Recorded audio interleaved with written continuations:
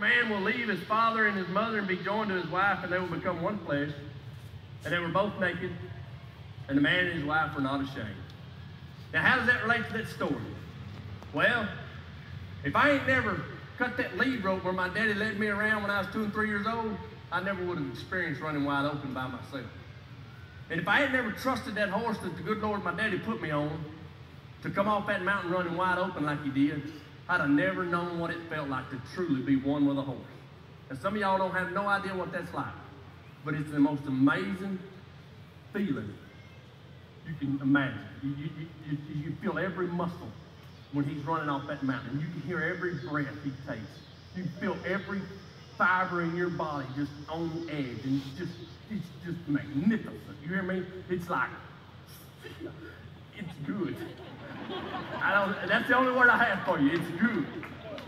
And I thought, well, Lord, you know what? That's what marriage, by the 4 fundamental laws, I mean, that's what it's like.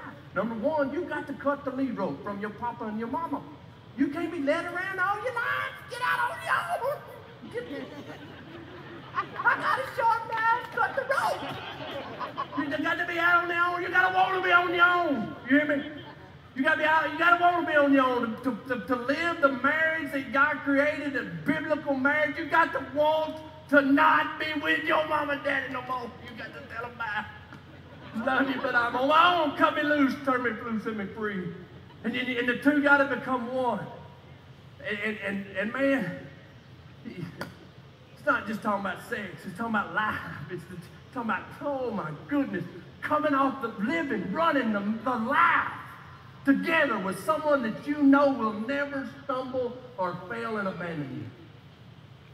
What an opportunity we have. Now, I messed up traditional marriage in my life from the beginning. For about 3 years ago, I figured it out. Now I gotta get my wife on board. We'll be all right. But this word right here lays it out. We cut ties. We leave mom and dad. We're joined together.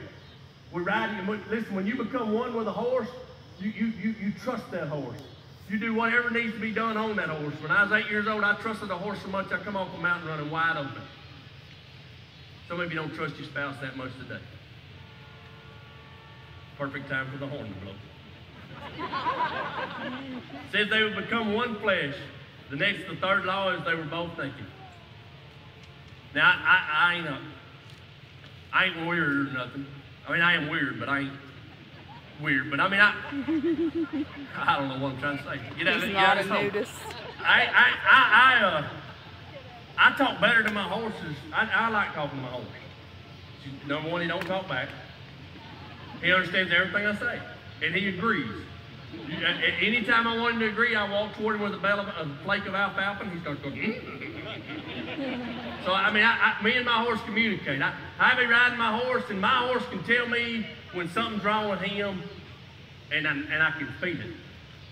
My horse knows when I'm a little too aggressive. You know, I'm missing a thumb, and it's because I think you can rope anything at any time and hold on to it no matter what the cost. And my horse knew I was in a bind, and my horse actually tried to get out of that bind, and I wouldn't let her.